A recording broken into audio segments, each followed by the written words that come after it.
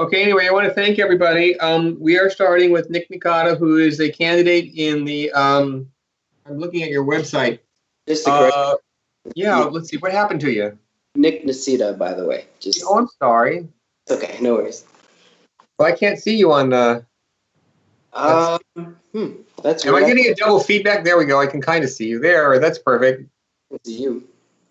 Okay, I hope I'm not getting double feedback. So I've got it on two screens, one to talk to you and one to get questions. So anyway, first of all, I want to thank you for talking to ferret owners. Yeah, absolutely. It's not something that we get. You'd be surprised at the answers and the lack of answers we get. So you're running as a Democrat, right? Yes, I am. In Kern County? Yes. Did you feel the earthquake? I did not actually. It's closer to you than to me. I was sitting here. I didn't even know there was an earthquake. Was it At today? 6:24. Oh, wow. No, I didn't feel it. Do you remember those commercials, Happy Cows from California, and they had the earthquake? I do. Those were funny. But I've been trying to segue this very carefully. The Cattlemen's Association was listed by Fish and Game for opposing ferret legalization years ago. Actually, this was kind of before the internet took off, and we always thought it was kind of funny. Is like, how do ferrets kill cows? Now they would always say that the Poultry Association opposed ferret legalization, but the head of the Poultry Association was a ferret owner, so it never really lasted. Yeah. I mean, it just didn't stick. But we always kind of thought, how are ferrets? So that just gives you an example of the kind of bias that we've had to go through. Now, you have pets, right? Absolutely. I've had dogs? my life, but yeah, I have 2 dogs right now. What are the dogs' names? They're on the website. And Jolene. Jolene. Okay, so you're an animal person. I am, definitely. I don't know if you should ever trust someone who doesn't own animals or pet lovers, because they're kind of special. They bring something to our lives that, how would you say, that kind of goes beyond? I mean, yeah. There's this unconditional love, that the animals provide. That is, I'm always astounded by it personally, because you see, in your day-to-day life, the imperfections, especially your imperfections, and to see these creatures that care about you regardless of all of that, and you don't see that as much in humans. Humans tend to kind of put conditions on their relationships with people, or why they associate with someone, and these animals are just unconditional. Yeah, it's like almost like impossible for them to even put those conditions there. They never nag you. They never tell you to clean up or all other good stuff. If you got ferrets, you clean it up all the time. Have you seen a ferret? I have, absolutely, yes. Okay. When was that? I was 10, so it's been a while, but it was I'm 34 now, so about 24 years ago or so.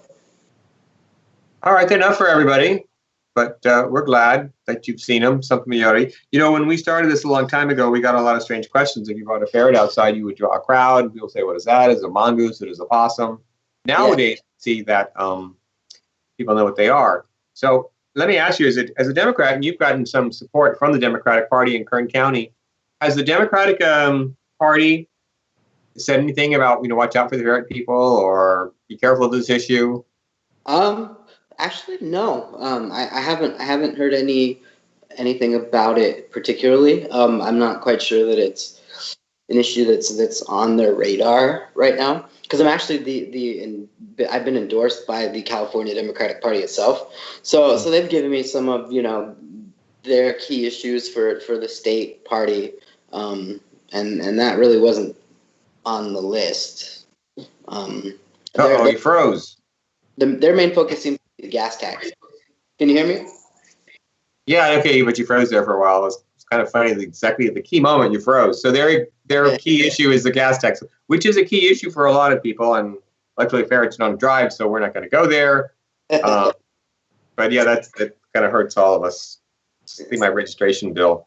All right, that's good, because we've heard a few different things from Republicans. It's kind of strange, why this issue is so complicated. So let me ask you, why are you running? Let's get to know you for you. Okay, so so for me personally, I'm running for two reasons. One, I've you know, we've all struggled in life or whatever, and I've kind of taken, I would say, an less than usual path, in politics compared to a normal politician, and I've had some struggles, and had What some. do you mean by struggles? So mainly addiction issues with opioids, Okay. and Uh-oh, so that's bad news. Good yeah, luck no, with that. it was yeah. So I've been clean now for 3 years and almost 7 months, but See, basically, when you say that, you can show you the importance that a dog, in your case, plays in recovery. oh yeah. Because I I mean, if I didn't have my pets, like there would have been nights I probably wouldn't have been able to get through for sure. sure. Um, I hope you can sympathize with us because our ferrets are under attack. So yeah, a lot of us feel. I mean, people want ferrets as emotional support animals, which doesn't happen in California or any other state. But I mean, I'm glad you shared that with us because we're all human and we all struggle and we count on our pets for what people can't give us. exactly. And so one of the reasons that I'm running is because I benefited from the Affordable Care Act in being able to stay on my parents' insurance, which got me help, as well as then also qualifying for in California they call it Medi-Cal. So Medi-Cal and being able to get medicated assisted treatment. And so because the community had given back to me in that way, I felt like I owed it the community that I lived in, and I feel like I owe it in giving back in serving. I see a lot of problems, and I feel like my life experiences make me qualified to sort of bring an outside perspective to some of these problems and look at some of these problems from an insider's kind of point of view, especially issues of poverty and things like that. But that's really why I'm running. Oh, I like your answer. Let's see. We had some questions for you. Well, Connie Waters wants to know: do you support the legalization of ferrets in California? I was going to ask that question because I guess I'm shy or something, but yeah. So I got to ask you. I guess to be completely honest, like I haven't given the issue much thought, but from what I've seen and my experience with ferrets, I don't quite understand why they're illegal. You had mentioned the cattle industry, so I'm assuming maybe there's some lobbying on their end. I don't. No, it's all made up, really. I mean, I could For, be here for hours. It's all a fiction. they're not much different than small dogs. I mean, they can do certain things that other animals can't. Like I'd mentioned, I saw them get under some doors a couple times, which I thought was kind of cool, really.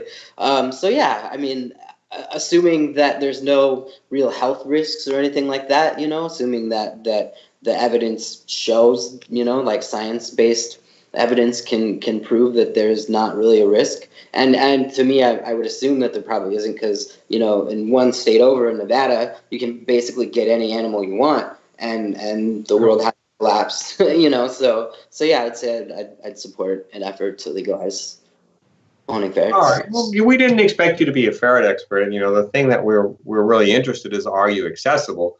Because out of 196 candidates, I have about 8 replies. 4 are like, I'm not going to answer your stupid questions. Well, I didn't say that. And 2 was kind of posed. One of them is like, I'm a guardian of wildlife. The Sierra Club says no. And it's like, and we got some good answers. And surprisingly, we have 2 supporters in the same district. So, we're hoping we make progress. So let's see. This interviews go very quickly. What advice do you have for people on an issue like this, which is not a major issue? In fact, I spoke to John Cox and I asked him about ferrets, and he looked at me very strangely and he said, well, that's not the most important thing on my agenda. It's like, we'd really worry about you if it were, but you talk to us. And he basically said, no, he won't talk to us. So what would you say to California ferret owners who've been working to overturn this stupid law for so many years? I mean, I think that really all politics is local. So start at the local level. Maybe some good steps would be to get some ferret owners in positions in some city councils or on some county board of supervisors that can change some ordinances that way, you know, like maybe find some loopholes to legalize it, kind of in the medical marijuana kind of fashion or something, you know, maybe go about it that way, or try some sort of you know, because I don't know if any cities or counties have tried passing any ordinances. We haven't, and you're very smart, because we've tried a few ferret-friendly city efforts. When my town of La Mesa did a proclamation calling for legalization, we worked on Encinitas, where I grew up, and the city councilwoman there, Tasha, finally, she was one of those people who does all the research. Like, she just didn't believe me off the top of her head, and she finally came out and said, "Yes, I believe you. We will support you." So we're very excited about that. Let's see if there are any other questions, because believe it or not, we're kind of out of time, and we just wanted to get to know you, and we wanted to know if you would talk to us. Because you'd be surprised. I mean, Gavin Newsom has a policy of ignoring us, and that was kind of confirmed. It's like, why would you ignore us? I mean, spend 5 minutes and send a question. Even Arnold Schwarzenegger, he spent the time to lie to us and tell us he would support ferret legalization. It's like, so come on, Gavin, get in there. But we will put this on YouTube. It'll be seen by thousands of people. I mean, like 2,000 people. So that's pretty good for an assembly race. Some of them will live in your district. Yeah, well, and hopefully they donate. That's one thing. I definitely need some financial support. So, you know, if you're interested good to know. You know, little financial support won't help. And if I am elected, you know, you'll have someone that would be willing to take that to a committee that could, you know, potentially get it pushed through. I mean, I hope so. You're in an agricultural oil area with earthquakes, so you know you can feel it. Yeah. Anyway, thank you. We have God, the time goes by so fast. Yes. I really do appreciate you taking the time to talk to us. Absolutely, being accessible is my #1 priority, actually, for my campaign. So I wish all candidates felt that way. You'd be surprised. You'd really be surprised. People who block our emails, and it's like, why are you running for office if you're going to block us? It's like, because they don't whatsoever. My opponent actually himself has been very, you know, has ignored me, basically. In his world, I exist. Who's your opponent? His name is Vince Vaughn. So he's a freshman assembly member. So I'm hoping that I can kick him out of the seat and be the next freshman assembly member. It's fun. Okay, well, I hope so. I appreciate it. Absolutely. And good night, and watch out for the earthquakes. I will. Thank you.